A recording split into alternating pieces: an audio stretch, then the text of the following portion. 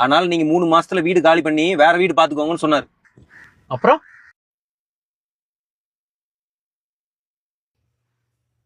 அண்ணா வணக்கண்ணா. வாயா விநாயகா, என்ன என்னத்துக்கு உட்காரு. முக்கியமான விஷயம், நீங்கள் அந்த வீட்டை விற்கிறதா கேள்விப்பட்டேன். நீங்கள் அப்படி விற்கிற மாதிரியா இருந்தால் வெளியே யாருக்கு அதை கொடுப்பீங்க? நானும் அந்த வீட்டில் ஒரு 7 வருஷமாக வாழ்ந்து பழகிட்டேன்.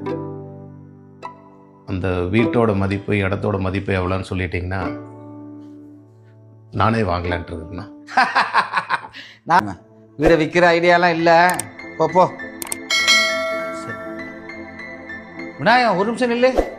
நான் அப்படியே வீடை கொடுக்க மாதிரி இருந்தாலும் அது வாங்குற அளவுக்கு உன்ட்ட வசதி இருக்கா? உன்னால எவ்வளோ புரட்ட முடியும்? ஒரு 2 லட்சம், ஒரு 3. அந்த இடத்தோட மதிப்பு 7 லட்சம் ரூபா. நீ பேச பார்த்தா உன்ட்ட பணம் நிறைய வச்சிருக்க போல இருக்கு. எவ்வளோ வச்சிருக்க? இல்லைண்ணா, கையில் ஒரு 2 லட்ச ரூபா பணம் வச்சுருக்கேன்.